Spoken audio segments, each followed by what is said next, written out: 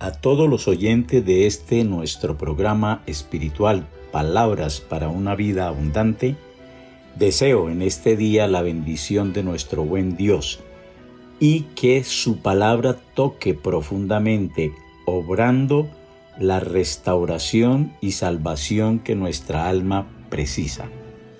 Hacer la voluntad de Dios es obrar su soberana disposición, cuando y como Él lo ha dispuesto. Es respetar y cumplir sus designios, sus preceptos. La voluntad divina no obedece a un capricho del Dios soberano. Con ella, Él no busca satisfacción personal. Su voluntad no beneficia a unas personas y perjudica a otras. No busca destruir, oprimir o esclavizar a la humanidad. La voluntad de Dios expresa su disposición para que los seres humanos tengan salvación, desarrollen su potencial, se edifiquen, estructuren y restauren sus vidas. Nosotros, la especie humana, estas criaturas excepcionales hechas por Dios con capacidad y posibilidad de acercarnos y relacionarnos con Él, al conocer su voluntad podemos obrar de acuerdo con ella. Pero, ¿cómo lograrlo si no procuramos el conocimiento de su voluntad? ¿Cómo saber lo que Él ha determinado y el momento en que debe realizarse si no es algo que despierta nuestro interés? Los intereses de la humanidad cada día son más direccionados, son encaminados a la búsqueda y conocimiento de otras cosas y no alrededor de la voluntad de Dios. El foco de nuestra atención no es el conocimiento de la disposición divina, de sus designios y en consecuencia el cumplimiento de su voluntad en nuestras vidas es una experiencia cada vez más lejana. Bien lo menciona la primera carta de Juan en el capítulo 2, a partir del versículo 15, que dice: «No améis al mundo, ni las cosas que están en el mundo. Si alguno ama al mundo, el amor del Padre no está en él. Porque todo lo que hay en el mundo, los deseos de la carne, los deseos de los ojos y la vanagloria de la vida, no proviene del Padre, sino del mundo. Y el mundo pasa y sus deseos, pero el que hace la voluntad de Dios permanece para siempre». El escritor deja ver que los seres humanos escogemos entre el amar al mundo o hacer la voluntad de Dios, pero aclara que una decisión excluye la otra, ya que quien permite que en su interior habite Dios no puede complacerse obrando según los deseos de la carne, los deseos de los ojos y la vanagloria de la vida. El hombre de Dios conoce y cumple la voluntad del soberano de manera exclusiva y su vida tiene garantía de trascendencia. Pero el que hace la voluntad de Dios permanece para siempre. De manera que es indispensable despertar nuestro interés por conocer y obrar la voluntad de Dios y alejarnos de una forma de vida que solo obedece la limitada perspectiva que nos ofrece nuestro parecer, puesto que esto nos conduce al equívoco y nos aleja del presupuesto de eternidad con el cual fuimos creados. En el libro de Éxodo encontramos la narración que nos habla de Moisés. La hija de Faraón adoptó a Moisés y empezó a prepararlo para la vida propia de la corte. Fue preparado en toda sabiduría egipcia, toda ciencia conocida, medicina, astrología, química, teología, filosofía, leyes, entrenamiento en tácticas militares, artes como escultura, música, pintura, literatura. Todo lo asimilaba fácilmente. Se ganó el respeto de los egipcios. Se hizo famoso. Antes de los 40 años dirigió el ejército y obtuvo grandes logros combatiendo contra los etíopes. Fue osado estratega militar. Gozaba de gran aprecio. Movía masas. Era alguien de quien el pueblo podía sentirse orgulloso. Aunque Moisés conocía de Dios desde joven, su preparación no se direccionó hacia el interés por conocer el plan ni el tiempo de Dios para su vida o para el pueblo de Dios. Por tanto, llevó a cabo ideas que no obedecían la voluntad de Dios, porque no tenía la claridad necesaria para cumplirla. Una de las cosas que hizo siguiendo su parecer la encontramos en Éxodo capítulo 2 del versículo 11 al 15. En aquellos días sucedió que, crecido ya Moisés, salió a sus hermanos y los vio en sus duras tareas y observó a un egipcio que golpeaba a uno de los hebreos, sus hermanos. Entonces miró a todas partes y viendo que no parecía nadie, mató al egipcio y lo escondió en la arena. Al día siguiente salió y vio a 2 hebreos que reñían.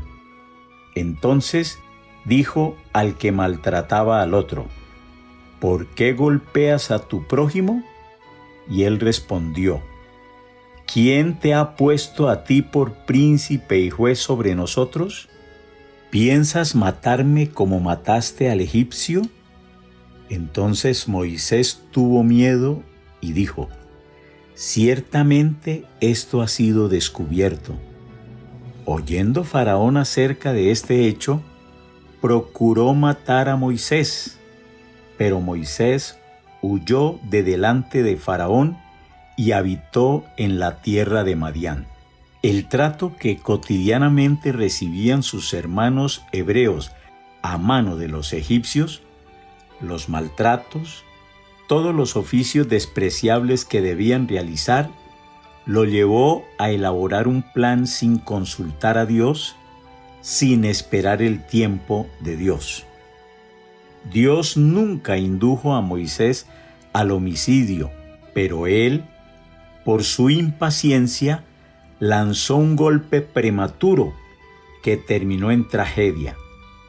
Esto no se da de repente. Moisés actuó según sus pensamientos y elaboraciones previas, puesto que se cansó del trato injusto que recibían los hebreos. Moisés pone fuera de combate al egipcio cuando lo castiga por hacer lo incorrecto. Aunque su intención era ayudar al pueblo hebreo, actúa sin discernir la manera en la que debe obrar y el tiempo en que debe hacerlo. Y Dios no respalda lo que Moisés hizo, pues Dios no le ha mandado a manejar las cosas de esa manera. Cuando de la voluntad de Dios se trata, no podemos ajustarla a nuestro sentir o parecer, haciéndola ver como lo que Dios quiere. Por otra parte, cuando se tiene claro lo que Dios dispone y en el tiempo correcto, y obramos según esa claridad, Dios garantiza su respaldo y su bendición incalculable. Moisés miró horizontalmente y no miró hacia arriba. Su foco de atención lo llevó a obrar equivocadamente, ensuciando sus manos con la sangre del egipcio y mientras intentaba esconder en la arena los restos de su proceder.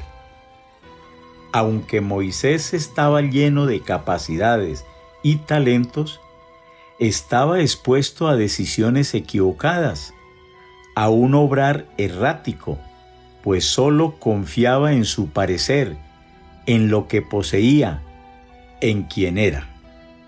Luego de actuar contra la vida del egipcio, Moisés creyó que se había salido con la suya. No sabía que la confusión, el fracaso y la aflicción estaban al acecho. Moisés creía que ayudaba al pueblo. Creía que todos lo entendían así, pero no fue así. Al día siguiente, dice el versículo 13, salió y vio a 2 hebreos que reñían. Entonces dijo al que maltrataba al otro, ¿por qué golpeas a tu prójimo? Y él respondió, ¿quién te ha puesto a ti por príncipe y juez sobre nosotros? ¿Piensas matarme como mataste al egipcio?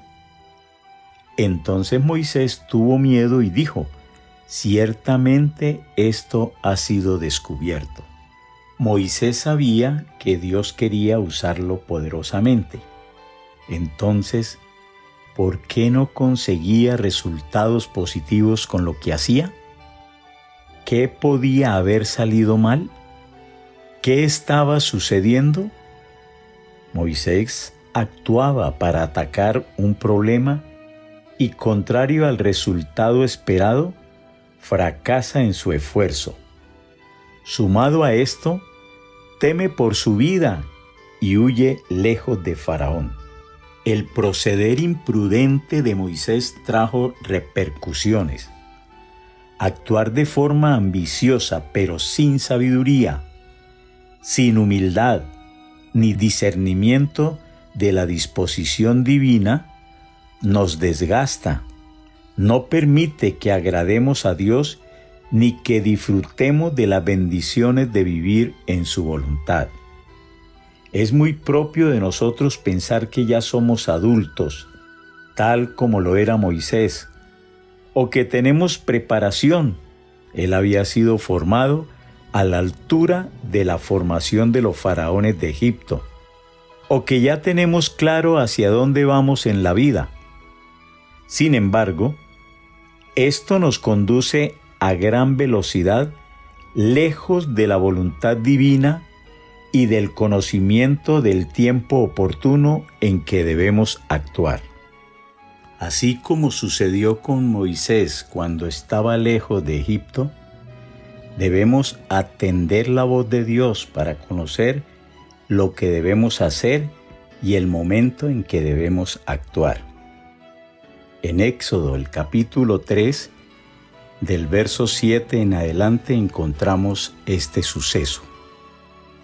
Dijo luego Jehová, bien he visto la aflicción de mi pueblo que está en Egipto, y he oído su clamor a causa de sus exactores, pues he conocido sus angustias, y he descendido para librarlos de mano de los egipcios, y sacarlos de aquella tierra a una tierra buena y ancha, a tierra que fluye leche y miel, a los lugares del cananeo, del eteo, del amorreo, del fereceo, del heveo y del jebuseo. El clamor, pues, de los hijos de Israel ha venido delante de mí, y también he visto la opresión con que los egipcios los oprimen. Ven, por tanto, ahora, y te enviaré a Faraón, para que saque de Egipto a mi pueblo, los hijos de Israel. Entonces Moisés respondió a Dios, ¿quién soy yo para que vaya a Faraón y saque de Egipto a los hijos de Israel? Y él respondió, ve, porque yo estaré contigo, y esto te será por señal de que yo te he enviado. Cuando hayas sacado de Egipto al pueblo, serviréis a Dios sobre este monte. Versículo 15 en adelante dice: Además dijo Dios a Moisés: Así dirás a los hijos de Israel: Jehová, el Dios de vuestros padres, el Dios de Abraham, Dios de Isaac y Dios de Jacob, me ha enviado a vosotros. Este es mi nombre para siempre. Con él se me recordará por todos los siglos. Ve y reúne a los ancianos de Israel y diles: Jehová, el Dios de vuestros padres, el Dios de Abraham, de Isaac y de Jacob, me apareció diciendo: En verdad os he visitado y he visto lo que se os hace en Egipto, y he dicho: Yo os sacaré de la aflicción de Egipto. El momento y la forma en la cual Dios tenía dispuesto obrar en la vida del pueblo se estaba clarificando ante Moisés. No era en los términos de este hombre o de algún otro hebreo, era como y cuando Dios lo tenía presupuestado. Sin embargo, vemos cómo, al conocer la voluntad de Dios, Moisés tiene una respuesta de resistencia ante lo que Dios dice. Y podríamos decir que en muchas ocasiones, al igual que la respuesta de Moisés, es nuestra reacción a la voluntad divina. Tal como en el caso de este hombre, la edad, la preparación, el entorno en el cual crecemos y las condiciones finitas de nuestro ser se quedan cortas para llevarnos a madurar espiritualmente, de manera que al recibir la infinita y suprema voluntad divina, la apliquemos por encima del entendimiento que tengamos de la misma, por encima de nuestras habilidades, posesiones, gustos o pareceres. De allí que es imprescindible recibir una nueva crianza, una nueva educación, que nos permita alcanzar madurez espiritual para estar a la altura y así lograr que la voluntad de Dios se cumpla en nosotros y en el tiempo que Él lo ha dispuesto. El salmista expresa en el capítulo 143, versículo 10 lo siguiente: Enséñame a hacer tu voluntad, porque tú eres mi Dios. Tu buen espíritu me guíe a tierra de rectitud. Hacer la voluntad de Dios es algo que debemos y podemos aprender, y es Dios quien nos cría y educa para ello. Pero somos nosotros quienes tomamos esa decisión, quienes le aceptamos su enseñanza, su formación. Por eso, le invito en este día a decidirse por la crianza de Dios, a aceptar como lo hizo Jesús, que Dios lo moldeara y así permitir que en él se cumpliera a plenitud la voluntad del Padre Celestial. Les invito a orar en este sentido. Padre Celestial, en este día nos ponemos ante tu presencia porque necesitamos que nos enseñes a hacer tu voluntad. Pero necesitamos de tu crianza, de tu educación, para que en nosotros tu voluntad se exprese cada día de forma más perfecta. Te damos gracias por los espacios por ti dispuestos para este propósito. Disponemos nuestra vida en tu presencia para que nos moldees. Todo esto lo pedimos en el nombre de nuestro Señor Jesucristo. Amén.